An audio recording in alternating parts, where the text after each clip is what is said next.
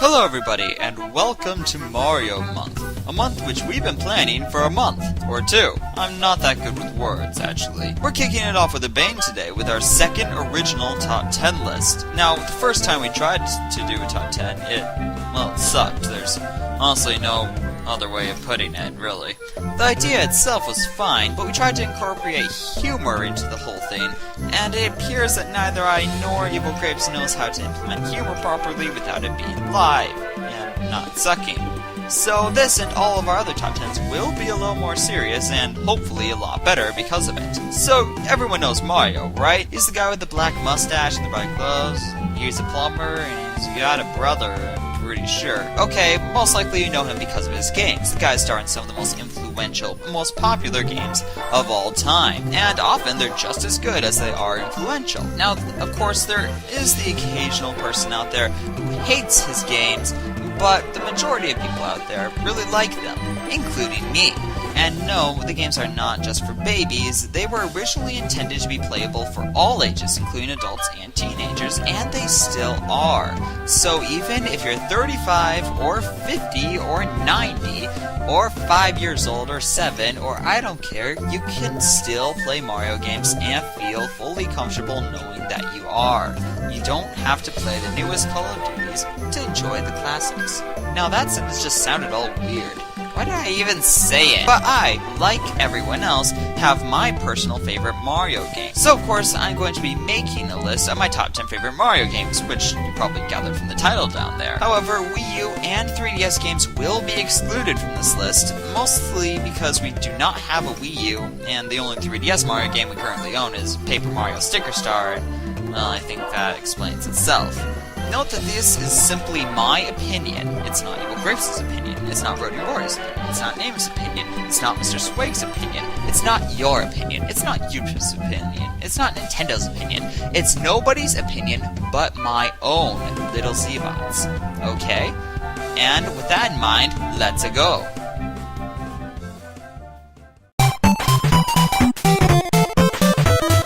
At number 10, in case you couldn't tell from the title screen that was just there like 1 second ago, we have Luigi's Mansion.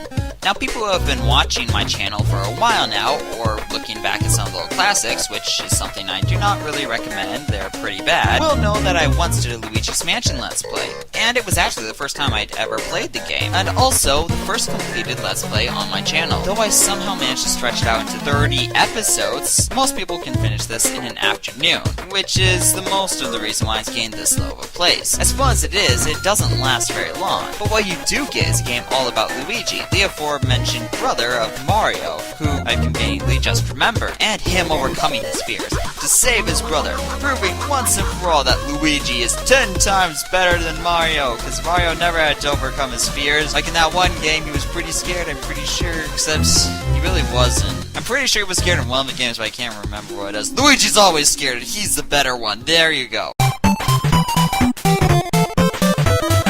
At number 9 on this list, we have a game that not all that many of you have ever heard of before, called Mario Builder. Technically a fan game, technically I don't care. Now some might say that this can't count since it's really just building Mario, but hey, if Mario Maker can count on a list like this, then this can count. Of course, Mario Maker is arguably better, but this is $60 less, and I sort of said no Wii U games and no games I hadn't played. I talked about this quite a bit on my top 10 free games from Yo-Yo Games, but knowing how crappy that list is, and I'd rather none of you see it, I'm going to pretend that like I never said anything whatsoever and you've never heard of this game in your entire life. Exactly as the title says, Mario Builder is a program/game that lets you make Mario games. Not just levels, like Mario Maker, but full games. With aspects of nearly every 2D Mario game, a visual style similar to that of Super Mario All-Stars, and fan-made power-ups at the price of completely free, it's hard to go wrong here. The rules are simple. You can easily be on your way making full Mario games in less than an hour. Dozens of Mario fan games have already been made with this thing, many of them surprisingly good. And it totally beat New Super Mario Bros. 2 to the Golden Flower, which in this program does, the same thing, I guess. Anyway, the link's in the description, and be sure to send me anything you make. I'd love to play it, and maybe even record it, with your permission, of course. In 2006, Nintendo released New Super Mario Bros. For the DS, Mario's first side-scrolling game in years. Well, the first original side-scrolling game in years. Anyway, there was the Super Mario Advance series, but that doesn't really count. It was a hit everywhere, scoring 9s and 10s out of 10s on all the major gaming thingies. In fact, the only two themes people generally want added to the game was Yoshi and full multiplayer. Well, guess what? We got our wish. A couple times over. New Super Mario Bros. Wii is my personal favorite of the bunch. Exactly like the original in terms of gameplay, but with better levels, shinier graphics, and awesomer power-ups. It also has Yoshi and multiplayer, and the multiplayer is definitely the best part. Despite several people complaining that it detracts from progress, will hinder you, and is in general a nuisance, I found it adds immensely to the fun when you have 3 friends all with you and they're all trying to kill you. There's nothing quite like picking up a friend and tossing them into lava, and then them doing the exact same thing to you in a totally unfair situation. Thanks, James! With the return of the Koopalings and the start of a great / horrible Let's Play that's controversial even among the people who made it, there's not much more to be had here. And did I mention the final boss is one of the best Bowser fights ever? Yeah, it was.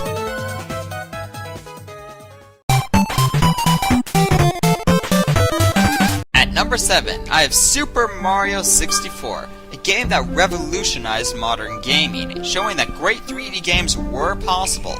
Okay, yes, there were 3D systems and 3D games before the Nintendo 64, but honestly, most of them weren't all that great. There was stuff like Bulby and Sonic, the racing game Sonic Kart, which actually I don't know if either of those came out before Super Mario 64. It doesn't matter, they both suck. It set the trend in the era for all that was to come, from Call of Duty to Skyrim to this game. Plus, it's a pretty great game in its own right. Each of the stages was huge and begged to be explored. I could explore each one for a full hour without getting bored, learning every aspect of the stage. And this also, by default, made for lots of fun stars to collect. Each one different in its location and the way that you got it. Except for those red coin stars, those were always still super annoying. Plus, the music is an instant classic, each song instantly earning spots in the Gaming Hall of Fame.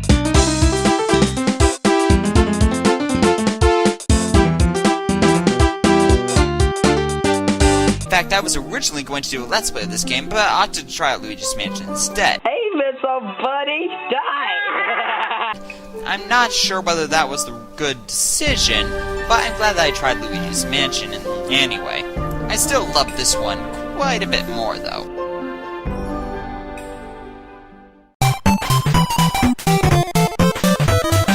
Since this is a list of my favorite Mario games, and I've already mentioned a couple spin-offs, you would probably expect to see a Mario Kart game somewhere on here.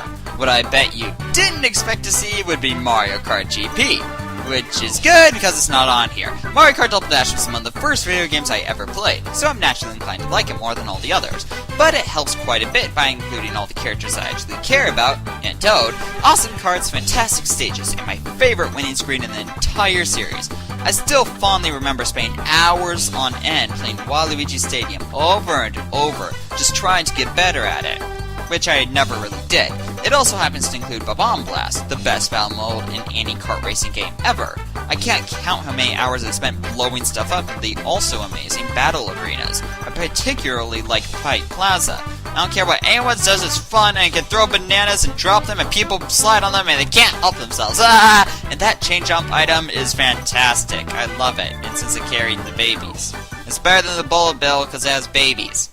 Yeah, that's why. When I was little, my parents were strict to the point of I wasn't allowed to know what zombies and vampires were. Now that I actually know, I wonder if that wasn't a good idea.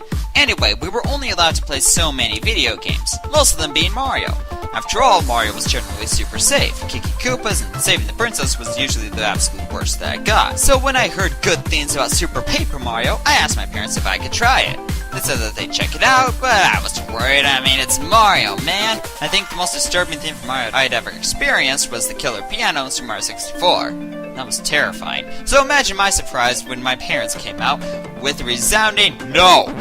No way on earth would let me even try it at a friend's house, at my house, online, gaming, whatever. No way. Instantly, my curiosity arose. What could be so bad in a Mario game that I wasn't even allowed to play it? So, once I became old enough where my parents were slightly looser with the games I played, and I actually had some money, it was the first one that I bought. And I stuck it in the Wii, wondering what had set my parents off all those years ago. I mean, the cover looked harmless enough. Surely it couldn't be that bad. Holy crap, was I wrong. This is the darkest Mario game by far. Usually, a Mario game has Bowser kidnapping Peach, and you have to save her, blah blah blah. Yay, everybody's happy, but this one, no. This one, okay, it starts out with the entire multiverse at stake. And if you don't win, you don't just get cake, everyone dies. As in, everyone. Everyone you ever knew and loved, and all those other Marios, and then spin-offs into Sonics, they all would die. Oh, and guess what? Bowser and Peach get married.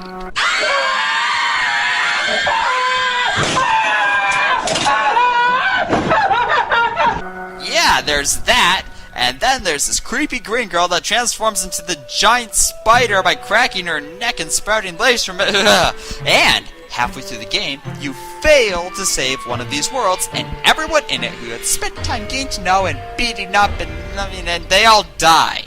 In fact, you wouldn't believe how many people actually die during this game. I mean, it's a Mario game. Who the heck thought that literally traveling through hell would fit in a Mario game? At one point in this game, this guy right here commits suicide. Okay, so it was actually just a fake to make it seem like he was dead, but we did not know that. We actually thought he committed suicide. Even the subplots here are darker than all the other Mario games combined. But it's this exact same dark feel of the game that makes me like it so very much.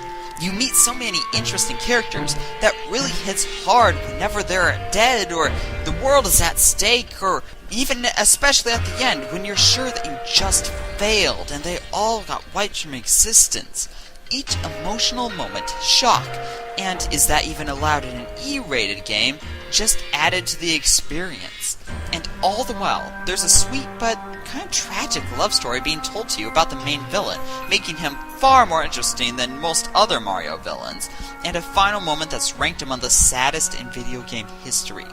It's different, but it's an incredible experience, and it will change your view that Mario's for babies forever.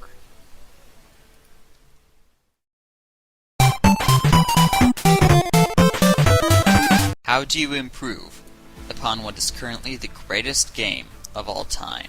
You had lots of power-ups, even better level design, and a huge amount of variety, which is exactly what Super Mario Bros. 3 did. Before it was released, it was hyped up to the extreme. I mean, the entire movie of The Wizard was essentially just a giant ad for it, and there were gaming shows, PAX things, and there was those arcade that you could get an early version thing. Everybody was looking for more of it. It had so much hype going for it. And not only did it live up to the hype, it exceeded it. It was a fantastic game by all accounts, but it's not quite what's on this list. That would be Super Mario Advance 4 Super Mario Bros. 3, which features far better graphics, the original Mario Bros. Game as a bonus, and it was portable. What else could you want?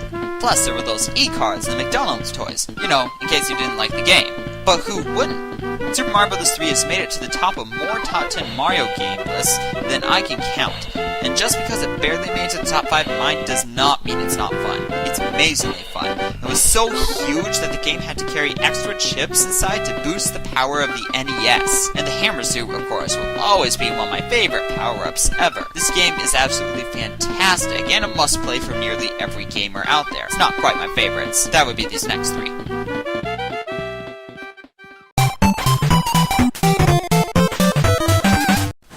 Number 3, we have Super Mario 63. Wait, what? There's a fan game on this list? Screw that. There's a fan game at number 3? Freaking number 3. A fan game at number 3 of the top 10 Mario games. Yeah, there is. Just remember that's my list, okay? Thanks. Just mine, not yours. Don't get upset. Just mine. Okay, now why is this game so high, or even on here to begin with? What's so great about it that it reached number 3? Well, how about everything? The gameplay, the graphics, the story, the music, the level design, even the freaking text boxes are pretty awesome. Okay, maybe I'm freaking out over absolutely nothing, but when I first played this game, I thought it was an honest-to-goodness full Mario game made by Nintendo for PC. Yeah, that was back when I was an idiot. Now that I'm less than an idiot, I know that Nintendo would never, ever put Mario on anything but their own What? Seriously though, this game could have been released as a full Mario game for the GBA, and it'd be hard to spot the difference. It's like 2D Super Mario 64 meets 2D Super Mario Sunshine meets 2D Mario Galaxy meets an I Love Mario fanboy, and the result is fantastic. It's like a love letter to everything that Mario is. From the fun beginning, the tutorial levels, to the fittingly epic confrontation with Bowser, it's stellar Mario through and through, and it's completely free. How much better does it get than that? I know that many of you don't like it quite to the extent that I do, but, well, I'm weird, and I'm different than you, so, sorry. Number 3 for me. Next.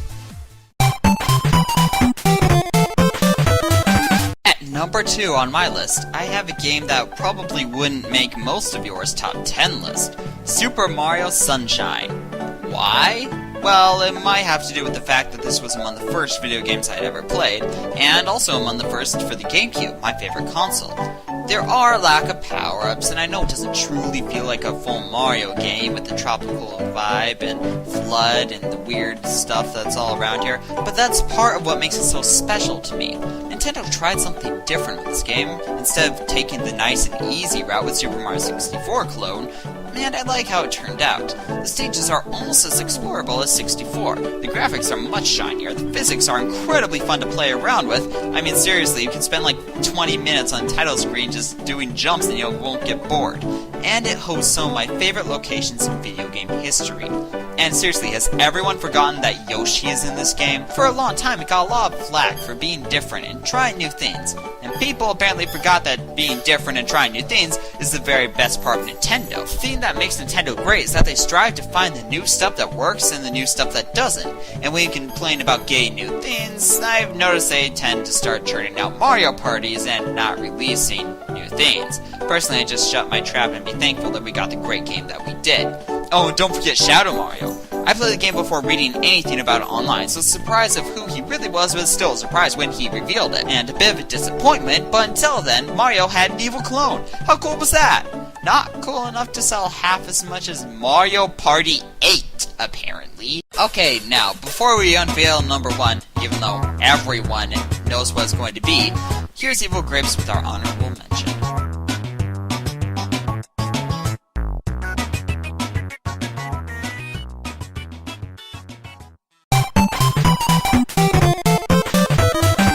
Let's keep this short and simple. Super Mario Bros. Set Mario up for decades of games and saved the whole gaming industry from dying out. It boosted up one of the best companies in gaming and is still hailed as a fantastic game today. It just wasn't fantastic enough to get on this list. Okay, number 1. 3 decades ago, on September 13th, 1985, Mario took to the skies and brought the gaming world on for the ride. Super Mario Bros.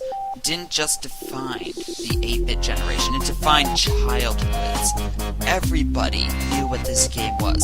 After the disasters of the games that had come before it, almost the death of the gaming era, along came Mario, fixing everything, repairing holes, and creating the future. Then, he took to the skies once again, this time wearing a raccoon tail, flying high above the clouds, fighting giants, Koopalings, even the sun. There wasn't much more fun to be had in Super Mario Bros. 3 than, well, Super Mario Bros. 3. Then later on, he grew bigger, putting wings on his calves and soaring high up above the clouds, fighting Bowser from a brand new perspective, jumping into paintings, lifting up bob-ombs. It was a time like no other. Then he put on a short-sleeved shirt, picked up a water pack, and went around spraying some goo for a while. Everybody quickly forgot about that, but he had a lot of fun doing it anyway. And was one of the most fun things he'd ever done. And that was what Mario really was. Absolutely fun. But then he found that he was no longer contented to the skies. He found his way up there so many times, jumping, flapping a tail, flapping wings, hovering with water. There was something more up there to be explored. And so explore he did. He went far above the skies and into the cosmos. What can you say about Super Mario Galaxy? What can you say about perfection? It's fantastic. It has amazing levels, surprisingly deep characters for a Mario game, and music that still gives me chills every time I hear it. The graphics, of course, look ridiculously good, and the gameplay is almost better than any other Mario game in existence. And sure, the bee and the boo mushrooms are kinda dumb, but everybody loves the red star, right? That was awesome. It was so smooth, and I don't think I've ever had so much fun controlling Mario. And I think that I'm probably the only one who still likes the screen mushroom. Yeah, it looks stupid and it plays really annoyingly, but it's a lot of fun just to mess around with. And that's what Mario is. He's fun. It doesn't matter whether he's wrapped in a giant spring, has a sentient backpack, or a sentient hat, or a time-traveling device, a giant hammer, a giant gun. It doesn't matter if he's in a first-person shooter, or he's a wrecking crewman hiding from his foreman. He's fun, and that's what makes Mario games special. And this is fun. It's more fun than any other Mario game to me. It's outstanding. It's an outstanding Mario game and an outstanding game, period. Nintendo Power, the magazine that is all that Nintendo, rated it as the third greatest game ever made, just behind A Link to the Past and Ocarina of Time. I mean, Nintendo has released 7 mainstream Mario games since this one just came out, and it's still often praised to be the best of the series, even compared to all the shiny new games on the Wii U and 3DS. This game is up there among the greatest video games ever invented. Thank you for watching and giving this top 10 a chance despite the incredibly low quality and absolute stupidity of the last one. If you like this video, you should watch some more. Yeah, I know that's a pretty usual thing to say at the end of a top 10, so you don't really have to, I guess. I mean, you could if you want to be nice to me, but nobody ever really wants that. So yeah. But keep an eye out for a whole lot more Mario in the near future, if you're into that sort of thing. And if you're not, you may want to lay low for the next month or so. It's coming by the dozens. So, yeah, there's that. Thanks! Bye!